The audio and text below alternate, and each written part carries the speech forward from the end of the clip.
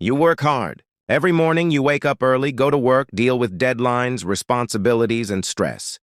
You do everything people tell you to do. You try to be responsible with your money. You avoid unnecessary purchases. You save a portion of your paycheck. Maybe you've even started investing. But despite all of that effort, something still feels off. At the end of every month, you look at your bank account and wonder why you don't feel further ahead. You check your balance more often than you'd like to admit. You hesitate before buying things you can technically afford. You feel guilty spending money on yourself, even after working hard for it.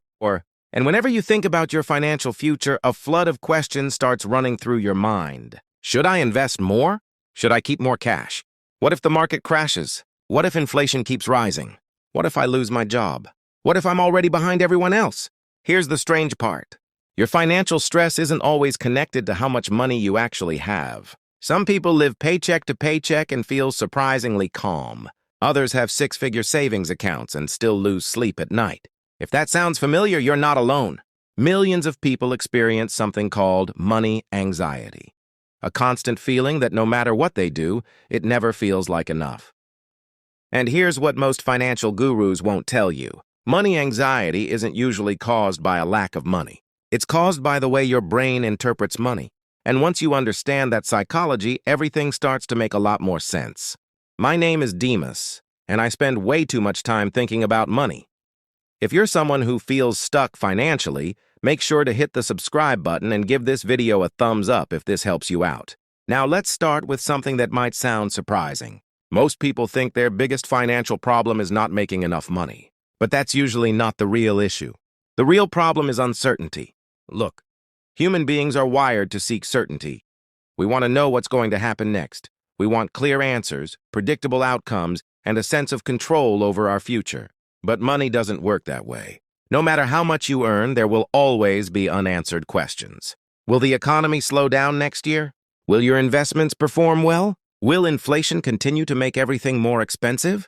Will your current savings actually be enough for retirement? Nobody knows for sure. And that's exactly why money creates so much stress. Your brain treats uncertainty like a potential threat. Thousands of years ago, uncertainty could mean danger. Not knowing what was around the corner could literally be the difference between survival and death. Today, the threats are different, but your brain still reacts in a very similar way. When you don't know if you'll have enough money in the future, your brain starts creating worst-case scenarios. It imagines emergencies, unexpected bills, market crashes, job losses, and financial setbacks. And the more uncertainty you feel, the more anxiety you experience. This is where money anxiety begins, not with your bank account, but with the stories your mind tells you about the future. Whenever someone feels financially stressed, the advice they receive is almost always the same. Save more money, spend less money, invest consistently, pay off your debt, build an emergency fund. And to be fair, none of this advice is wrong. In fact, these are some of the most important financial habits anyone can develop. But here's the thing. If financial success were simply a matter of knowing what to do, almost everyone would already be wealthy. Think about it. Most people already know they should save more. Most people know they shouldn't carry high-interest debt. Most people understand that investing is important for the future. Yet millions of people still struggle financially. Why? Because knowledge isn't the problem. Behavior is. Look, humans are not perfectly rational creatures. We like to believe we make logical decisions, but emotions influence almost every financial choice we make. That's why someone can understand the importance of investing and still panic when the market drops. It's why someone can promise themselves they'll stop overspending, only to make another impulse purchase a few days later.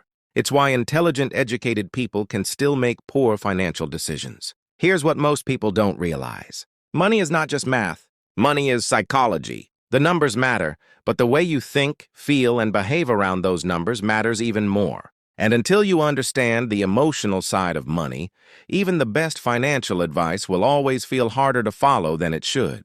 Now let's talk about one of the biggest financial myths people believe. The idea that earning more money automatically solves financial stress. At first it sounds reasonable. After all, if money problems are caused by a lack of money, then earning more should make everything easier, right? But reality is often much different. Imagine two people. Person A earns $60,000 per year and saves $15,000 annually. Person B earns $120,000 per year, but only saves $5,000 because their lifestyle has expanded to match their income. Most people would assume person B is in a stronger financial position. But are they really? The truth is that income alone doesn't create wealth. The gap between what you earn and what you spend does. Here's what most people don't realize.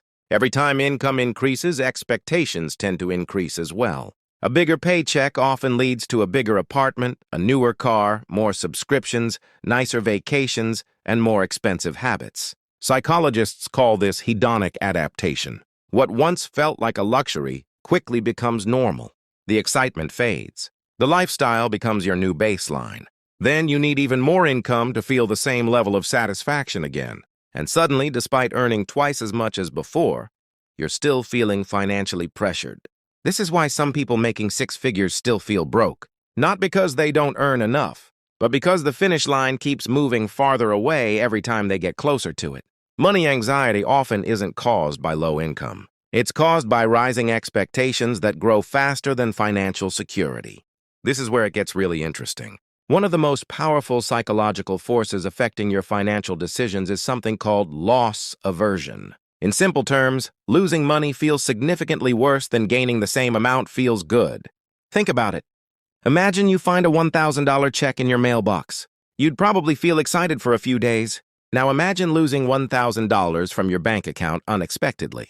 That feeling would likely stay with you much longer. Researchers have found that the pain of a loss can be roughly twice as powerful as the pleasure of an equivalent gain. And this psychological bias influences almost every financial decision we make. For example, let's say you invest $10,000 in the stock market. A few months later, the market drops 20%. Your investment is now worth only $8,000. Logically, nothing about your long-term plan may have changed. The companies you invested in still exist. Your investment horizon is still decades away. But emotionally, your brain doesn't see it that way. Your brain sees danger. It sees loss. It sees risk. And suddenly selling feels safer than staying invested. Now you might be thinking, but isn't avoiding losses a good thing? Sometimes yes. But here's the problem. Many investors sell during downturns because they're trying to stop the emotional pain. Then they wait too long to get back into the market and miss the recovery. The result? The fear of losing money often causes bigger losses than the market itself. That's why successful investing isn't just about understanding numbers. It's about learning how to stay calm when your emotions are telling you to do the exact opposite. Another psychological trap that quietly destroys wealth is something called instant gratification. And the truth is, every single one of us struggles with it. Your brain is constantly choosing between what feels good right now and what could benefit you years from today. The problem? Your brain is naturally biased toward the present. If someone offered you $100 today or $110 a month from now, many people would choose the $100 immediately. Not because it's the smarter financial decision, but because immediate rewards feel more real and more satisfying. This same bias shows up every time we spend money. You tell yourself you'll start investing next month. You promise you'll save more after your next paycheck. You plan to cut unnecessary spending eventually. But then another online sale appears. Another gadget catches your attention. Another small purchase feels harmless. Here's what most people don't realize. We rarely go broke because of one massive decision. We go broke because of hundreds of tiny decisions repeated over time. Imagine spending just $10 a day on things you don't truly need.